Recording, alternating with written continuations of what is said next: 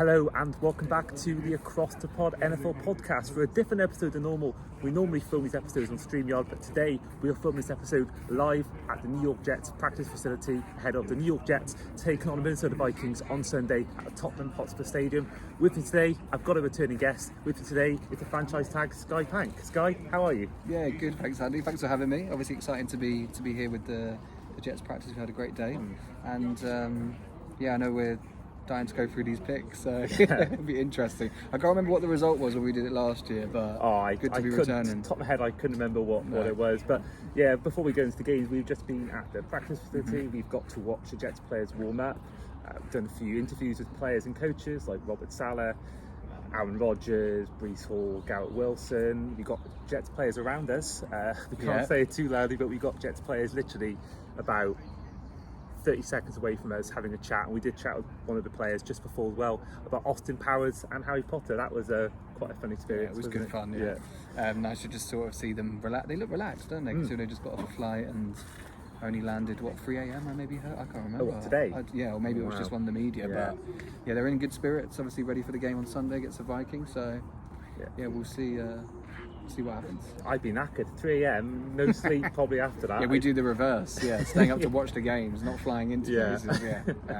Of course, we are filming this on a Friday afternoon, so we are going to have one game less in our predictions than normal. We did obviously call this after the Falcons did beat the Buccaneers in overtime, so we are going to head straight to Sunday slate, which is of course the first game at 2:30 p.m. in the UK. It is the Vikings hosting the Jets at Tottenham Hotspur Stadium. I'm saying it's a bit quietly because I'm around some players, but I'm going to go for the Vikings to win. I think I've not actually picked them for any game so far. I picked them to lose every one, and I do think at some point the hype train ends, but I just have a feeling this game they're going to carry it on in a neutral venue as well. I think the Vikings get the win. Skye, who are you picking? Yeah, I'm going to say it quietly as well. I think the Vikings. I know I said to you that they've I picked them 3 of the 4 weeks that they've won. I know they've caught people by surprise. I feel like that feel-good factor will last for a while. Obviously, we'll see where they get to at the end of the year, but I do think it'll be a one-score game. Yeah, but I agree. Yeah, I think it'll be close. Obviously, if you're going to the game and watching at home, it'll be a great watch. But I'm going to lean towards it. We'll say it very quietly because we are very near some Jets players. Moving on to the 6 p.m. slate, 1 p.m. if you're watching in America. First off is the Bears hosting the Panthers. I had the Panthers winning last week, which was a bit of a bad take looking back at it, but I think they'll lose again. I think the Bears win this. I've not been impressed that much with Caleb Williams. I think it's a bit of a stale offense, a lot of check down plays, not really seeing the Caleb Williams we expected coming out of USC, but I think they got enough against this Panthers team. Dalton did a good job for a bit, but I don't know whether he's got enough against what is a really good Bears defense. I just feel like overall the Bears will have just about enough in what I think could be a double-digit win. Yeah, I think the Panthers, obviously, like you said, Andy Dalton started, picked them to win that game against the Raiders. I think they played. Yes, that was Raiders. And then it was like the next week he had his revenge game against the Bengals, and it was like, look, it was closer than people thought, but I think we knew they were going to lose. And without being harsh to Carolina, you mentioned about the Bears, and I don't think it's on Caleb Williams. I think it's on Eberflus. I think it's on the play calling. I think it's on the O-line. But this is a get-right game for them.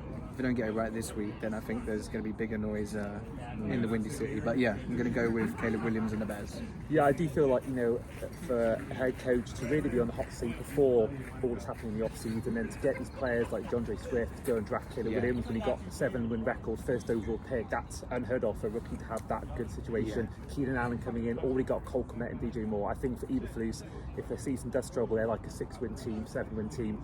I do feel like maybe he'll be one of the first on that Black Monday after the season ends. If they don't make the playoffs, I think he could be the first to go. They need to get at least 7 wins, don't they?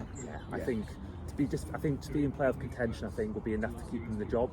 Maybe even that might not be enough, but I think certainly if they win just 5 or 6 games, the way it's gone so far, that could be how it ends. Maybe an 8-win season at best. I do think that he probably is the man on the biggest hot seats. Next up is an AFC North battle as the Baltimore Ravens travel to the Cincinnati Bengals. Of course, the Ravens were here last year in London. I've got them winning this game. I was really impressed with their win against the Bills. Of course, me and Daniel Falui had a little bet on about the Ravens, and we had different opinions, but I was so impressed with that win against the Bills. I think, you got Bengals team that it's struggling. I know they got the win against the Panthers, but even that wasn't a pretty win. It was high scoring, but it wasn't exactly one that made you think this team's back, to what they were before. And I think this Ravens team, I think there's too much power in this team overall when you look at both ends of the field, both offense and defense. I just think the Bengals O-line is really struggling again to protect Joe Burrow. Yeah. I think the run game hasn't been that great. I don't think. I know Chase Brown got 2 touchdowns last week. It was the Panthers. Exactly. So it's not exactly a a massive thing to shout about. But I think the Ravens, I think this is one of the easier ones to predict, I think, this weekend. And I think the Ravens will ease to winning against the Bengals. Skye, how are you seeing it? Every fibre of me, I said this on my weekly picks, wants to pick Cincinnati. But Joe Burrow historically does struggle against the Ravens. Not just from a fantasy football perspective, because that's what a lot of people like. The Ravens defense is playing well. Cole Hamilton, I think Van Noy just got a Player of the Month recognition. Obviously, he sort of had revitalised himself. We can hear the JETS in the back. But no, I'll be picking the RAVENSSS Ravens. Well, next to the game that I want to focus on a lot, because it's the reason I brought you on, is both our teams playing each other. The Patriots hosting the Dolphins. Now, Skye, as you're the guest, I'm going to get you to go first on this one. How are you seeing this one? Who's going to win? It's quite funny for us to talk about 2 AFC East teams, obviously, like you said, when we sat around with the Jets. Yeah. I feel like I'm always very harsh on Miami, but I feel like rightfully so. Yes, Tua is injured, and I mean, all of us were really sad to see that, especially given the game that happened in when, sort of Miami were potentially rallying back, but we saw it didn't look great against the Titans. I do think that Huntley might get better. It was only 1 start. But I think with the Patriots, our best players are on our defense. Again, I'm whispering. Kyle Duggar, is great. Dietrich Wise, Keon White in the pass rush. Jabril Peppers again in the secondary. There's a lot of playmakers on the defense, and I think, given the way that Miami have sort of stuttered offensively, that gives me hope that as long as Ramondre Stevenson doesn't fumble again, I think he leads the league in fumbles. I think he's on 4. But I think if we can protect the ball, then without being biased, because I've gone against the Patriots a lot this season, I think Patriots win. Being at home helps as well. Yeah, that's why I've got you winning as well. Wow! I know it's I've not been the most confident, but I think before the season I was saying AFC's champion to win a playoff game. I think since the injury, even before the injury, if I'm honest, exactly what you're saying, I thought he was bailed out completely against the Jags in the first game. Really got bailed out by Javon Holland interception, causing a fumble, and then obviously next play, Tyreek Hill makes a 20-30 pass into a 60-yard touchdown. And I think that game could have easily been a loss. We could easily be sitting here being 0-4, and I think everyone forgets the injury sort of mattered about how bad he was before. Yeah. The injury happened. I don't think Tyreek Hill's been himself. I don't think the play call's been great, and I don't think he's been targeted or play call's been right this year. I think there's been a lot of questions after McDaniel. I don't see him improving against the Patriots. I know on paper, pre-season I'd had this as the easiest win of the season, even on the road, or maybe a home game. No, I know what you mean. But I think the way it's gone, I think Huntley, as we actually get better, I think he showed some tape in the NFL. Probably the first guy to ever overthrow Tyreek Hill. It was mad. It was a frustrating game. The Titans game was so frustrating. Yeah. I think Thompson was worse. That Seahawks game was awful. I think the Bills and the Seahawks game were worse than the Titans game. But I think you expect to win against the Titans at home, and even with a third or fourth choice quarterback, as your starter. So I don't feel like, if I'm honest, it's going to get any better. I think it could. It's definitely a get-right game. We've had 3 players, just you can hear, you may be able to hear who that player is. We've got 2 players walking past us. One of them is Bruce Hall. We've got other players around us. Yeah, if anyone watching can hear Bruce, that's why. Yeah, he is the comms guy shouting for him. So close, and this is an amazing experience, and we're so lucky to be here, to be around these players, and we were front row seat in the thing as well. We were just. I said to you, I know starstruck's the right word, but I was just thrown off when Aaron Rodgers walked in, because he's supposed to turn up at 4. And he got to about quarter past 1, and I was like, oh, it's Aaron Rodgers. But I asked the first question, I'm quite happy about. I did ask that first question, which was amazing. Going back to the game, I just think the Patriots, they had that bad game against the Jets, but you look at their first 2 games, they battled, they beat the Bengals, which may not look that good of a win now, but the second game they lost, and I forget who it was to, but they I think it was the Seahawks went to overtime, went really close, and I think they've showed fight, even though they only won one game this year, like ourselves. I just think they're showing a lot of fight. They're at home. I think the defense will win in the game. I think I can see it being like a no touchdown game, maybe like a 12-9 or a 12. I was thinking like either 16-10 or you know what I mean. Yeah. So I think overall, I just think that they'll have just about enough, and I think our season will carry on being as bad as it has been. Next game is in Washington as recent start Jaden Daniels host the Cleveland Browns. Playing great. Watson. He's playing so well, and I've gone winning for that reason alone. I think Watson's not looked good at all since he came to the Browns, and I don't think he's improving this season for the Browns. I think their defense has been good, but maybe not quite as good as last year. But I think the Washington team are just absolutely flying right now, and I think the momentum's on their side, and I think they will get the win, especially at home against the Browns. Yeah, and I think the Browns in the off-season were the team that I was saying were basically the 2024 New York Giants. As in, like when the Giants made the playoffs with Daniel Jones, I can't remember the Browns schedule off the top of my head. I know they're in a tough division, but it just felt like this year they didn't do enough to improve. Like, so the defense has not been carrying them in games. The Browns lost to the Giants, which says it all because they're not. And that was after when they had that first bit of the game where the Giants fumbled the kickoff return. Yeah. They scored from the first play, and you're thinking, oh, it's going to be a blowout, and it wasn't. So yeah, exactly. Jaden Daniels. I mean, all the things I would say, what you were saying, and everyone's saying. He broke that record by Tom Brady. I think it was the best pass completion percentage for any quarterback starting their first 4 games, and minimum 75 passing attempts.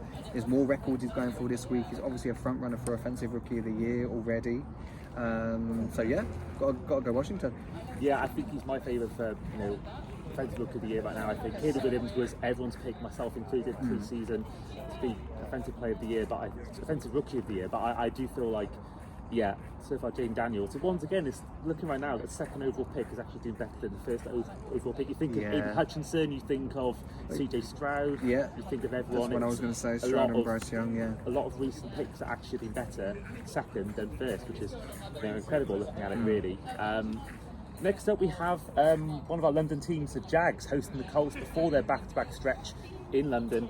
Now Jags, of course, the only team left without a win, and I don't see that changing. I think the Colts are a good chance to do it because their starting quarterback is down again. But we all saw last year Joe Flacco came in for him last year and did really, really well and almost got into the playoffs. So I think the Colts win. I think Joe Flacco has got enough this tank to beat this Jags team. I think the Jags team, Doug Peterson's on the hot seat. They're gonna obviously want to come to London with a win, but I just don't think they have personally played well enough to me think they're going to win a game. So I've gone for the Colts winning now. I am going to be meeting up with Baldy, the big fella, tonight. Jags and Raiders fans. Of course, he won't be too happy for me to tell him that I think the Jags are going to lose that game, but I just think the Colts, you've got Jonathan Taylor, who's done well this season at times. I think you've got a good, goodish young receiving core. Michael Pittman's there, and I think Joe Flacco's going to keep the ball rolling. So I'm going to give the Colts the win. But what about you, Scott? I'm really going to go for the Jags. Okay. I feel like the Jags have been a bogey team in the past for the Colts a bit. Obviously, they haven't won a game this season. They've got to win one at some point, right? Yes. So it's going to have to be Jacksonville. I can't think of reasons why. Yeah. I just have a deep-rooted feeling that it will be the Jags. So next up is one of the games of the week. You've got the Houston Texans hosting the Buffalo Bills. Stefan Diggs playing his former team. It's a massive game. 2 teams that are going to be right in the hunt for the AFC Championship win. Skye, go to you first. Who's winning? I think, I picked the Bills to beat the Ravens, and it was one of those where I was just picking the Bills until they lost a game, and then and now weirdly, because they've lost that game, I'm like, they're going to bounce back. I think they'll show Stefan Diggs in particular what he's missing. We know Josh Allen can make it work with guys. I think I did read earlier that Shakir is out for I Sunday, saw that earlier, which is obviously a big loss. But I think James Cook didn't have a great game against the Ravens because the game script was against him. I expect him to be a shootout, but I would give the edge to Buffalo. I've just got a feeling Buffalo's going to get it done. Yeah, I agree. I've got Bills winning. I think the Texans have been good, maybe not quite as good as we thought they've been. Maybe they've been still winning games, but I'm sure they'll get there. But it's early days. I think, especially you've got a new receiver for a quarterback who's only in his second year. It's bound to be some teething problems, and I think the Bills want to get right after that loss to the Ravens. Albeit they had fairly easy opponents. You think about the Dolphins who were in a rut. You think about the Cardinals. Think about I forgot who they played in the third week, but they came up against a good team and got absolutely battered. So they'll be wary about that. I just think that overall, Josh Allen is a difference. I think you say what you want about the interceptions, but I think as a quarterback, I think he's He started well this season. So yeah, I think he's certainly in the MVP race, and I think he'll be, wanting to get it right, and I think we will get the win here in Houston. Probably the worst game on paper of the week. Broncos hosting the Raiders. I think this will be a quick one.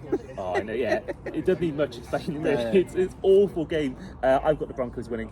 I don't think the Raiders have been that good, and I don't think they'll get it right here. And I think Antonio Pierce was a honeymoon period. I think that's now ended. I don't think it's quite been what we thought we did when he came in last year. I think it's a job. A lot of drama, obviously, around Devontae Adams requesting a trade. That as well, yeah. Broncos just beat the Jets. I mean, as much as I've been quite critical of the Broncos. They're at 2-2, and I think if they want to build towards what Sean Payton's trying to build, they've got their own teething problems, their own rookie quarterback with Bo Nix. I think they've got enough about them to beat the Raiders. Sticking with the West, but the NFC West, we've got a NFC West showdown as the 49ers host the Cardinals. I think this is one of the easiest ones to predict. I've gone for the Niners win. Really? Yeah. Are you thinking the Cardinals? Yeah. Are you? I don't know why something in me this week has been like divisional games, there can be upsets. Like I would almost, guarantee the Jags or Cardinals, someone's got to pull off an upset. And the Cardinals are no. I mean, we have said a lot, I know on the franchise tag, or I've said on my videos and other stuff, the Cardinals are almost a fun team to watch because defensively they're not great, but they've got offensive weapons. But Kyler Murray's actually played quite well on the road, better than he has done historically in his career. They seem to have cleaned a few things up. Obviously, Marvin Harrison Jr.'s had not a great week 1, amazing week 2. And the Niners are in a way, I know they're 2-2, but they haven't looked as good as I think people obviously thought. Christian McCaffrey being injured is a big part of that. But I'm going Arizona. That's my upset of the week, going Arizona. Hey, I need to think of my upset of the week actually. I think the Cardinals, for me, the issue is not the offense. I think the issue for me is not the offense, it's the defense. Yeah, exactly. I think they let up 40 points against the Commanders, the same sort of thing against the Bills. And I think there's been some holes there. I think offense is fine. I think James Conner as usual underrated himself. Kyler Murray has been okay, not amazing, not terrible, but I think Trey McBride's back as well. Sorry, I should have said that's my big reason. He should be back. Obviously, they missed him last week. One of the better tight ends in the league. So if he plays, I think he can be a difference maker too. Interesting. Okay, so the second to last game of the 9 p.m. slate is the Rams hosting the Packers. Again, I think the Packers win this easily. I think the Rams are beat up. I think the Packers are still my pick to win the NFC, and I think again it's pretty easy. Packers win. Yeah, I've gone against the Packers a lot, which is weird because I have them down as a playoff team. They survived without Malik Willis. Jordan Love's obviously back. They might have lost to the Vikings. Well, they did, but what I mean is he's a week healthier. They've got a lot of weapons. Josh Jacobs is getting touches. He probably could have a big week against, like you said, Rams pass rush looks decent, but elsewhere there are holes. And offensively they're banged up, so I'm going Green Bay. The thing is, you think about they've got so many receivers to choose from. You've got Dontavion Wicks, you've got Jaden Reed, Christian Watson, Tucker Kraft, Luke Musgrave, and there's more than that. And I do think that. And Wilson, the other running back, with the 1-2 punch, he's establishing himself. Yeah. This defense is going to be, I think, struggle against the pass for LA, and I think the Packers. I think they've lost 2 games, but quite good performances. I think they were good against the Eagles in Brazil, and I forget who they lost to last time out. Vikings. They did obviously had a terrible first half, but they showed fight to come back. So I think that loss almost, in a way, showed confidence that they could be down by 15 points, 20 points, 30 points, but they could still come back and win games. So I think this Packers team is well coached. As you saw with Malik Willis, who looked 10 times the fullback we saw in Tennessee. I think that will go down to the floor. So I think against the Rams team I said before that's banged up, I think that's the Packers win. Our final lot of 9:25 games, it's the Giants travelling to the Seahawks. Of course, a team that you're not so fond of in New York for breaking your heart twice in Super Bowls. But I don't see them getting them here. I think the Seahawks win this. I think the Seahawks put on a clinic against Miami. They were really good against us. And I think this Giants team, they won 1 game, but for me, they're not a good football team. And I think the Seahawks win. Exactly. I agree. I don't need to trash the Giants anymore than I have in any other sort of social media stuff that I've done. But yeah, Seahawks obviously had that shootout against the Lions, but Lions had a bit more firepower. But I'm still picking the Seahawks to win. Yeah, I mean, to go 3-0 and lose 1 game where you scored 25 points, it's obviously worrying for the defence, but their offense has showed me that they can put with anyone. So yeah, that's fine by me. Now, Cowboys. I think it's one of the hardest games to call. Steelers, Cowboys. You got two good defenses, Parsons, TJ Watt. Although Parsons isn't going to be there, of course, he's injured. Yeah. So that's why I think I don't know whether they are what the odds are, but I'm going to give the Steelers a win. This could be my upset of the week. I don't know whether they're the favourites, whether the Cowboys are the favourites, but Cowboys just don't seem right. Something about them just doesn't seem right at the moment. And I think the Steelers have won games ugly, and I think they'll win it again ugly here. And I think that defense will be the difference.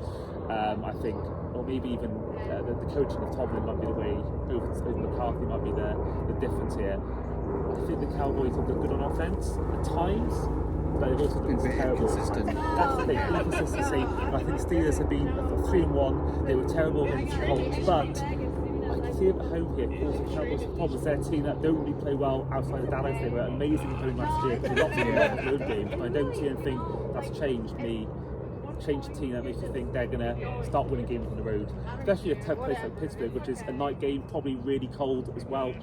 Obviously they're used to the heat, and I think with the Justin Fields, whether it's the run game or whether it's George Pickens turning a 20-yard pass into a 50-yard touchdown, I just think the Steelers will be the shock of the week. I think it is shock of the week, and they'll get the win. Yeah, do you know what? 100% agree. Justin Fields looked better with each week. I know they had obviously it was a rough game against the Colts. I don't know if either team even deserved to win that, or at least from an offensive standpoint. But he's obviously improved. It's great to see because it was maybe a bit harsh what happened to him leaving Chicago, but we get why that happened.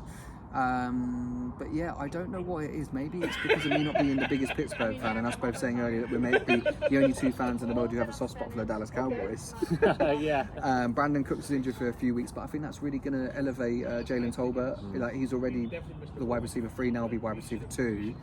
Jake Ferguson's getting a bit healthier, so I don't know why.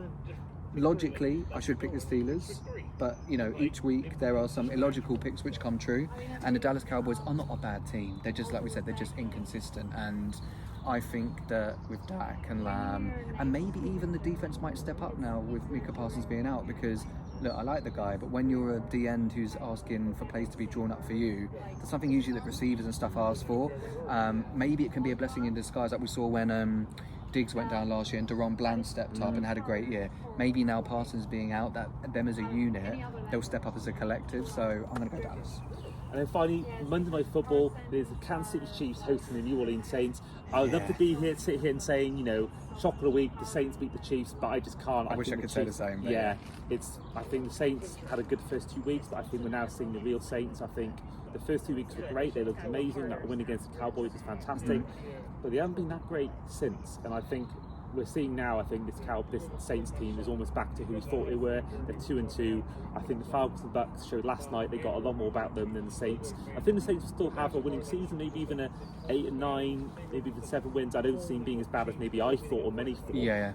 But I don't think against the Chiefs in Arrowhead when they're 4-0 rolling, it could happen. You see shocks, and the Chiefs do have these games. They lost to the Raiders last year on Christmas Day, which no one expected. But I just feel like overall this Chiefs team is just rolling right now, and I think their blip will come week 12, week 13. They'll come back to form end of the season, and they'll go on and maybe even win the Super Bowl again. So yeah, give me the Chiefs to go 5-0. No, I think Chiefs 5-0. Obviously, it's going to be interesting for them to see how they cope without Rashee Rice, but I expect Xavier Worthy to step up. We know how talented he is as a rookie. I think now that Kelsey had a decent game last week, they can maybe stop forcing the ball to him, but obviously he can still be a difference maker on his day. But yeah, I was not hot on the Saints before the season started. They caught many people, including me, by surprise. But I think Arrowhead is too tough of a place to go. And Derek Carr's 3-11 or 3-12 against the Chiefs all time. Oh really? Yeah, wow. He's obviously when he was on the Raiders. I mean, look, I know that's history. Numbers aren't always what they're made out to be, but I think that is even an indicator that he's probably not someone who's going in and thriving in Arrowhead. So yeah, give me Mahomes and Andy Reid. Yeah, exactly, me too. This is where we end the podcast for today, our week 5 preview, I should say. Once again, thank you guys for coming on. It was great. Make sure you watch, and more content to come from you on Sunday as well. Yeah, there'll be a lot of content. We've got content coming out today of our press conferences, training session. You've got day tomorrow we're going to the Vikings fan event. We're doing content there, and some hopefully very famous names going to be appearing on those socials. And then Sunday is the game itself as the Vikings take on the Jets. Hope you guys who are going to the game enjoy that, and we'll catch you guys for our week 5 review. See you then. Oh, and follow the franchise tag as well.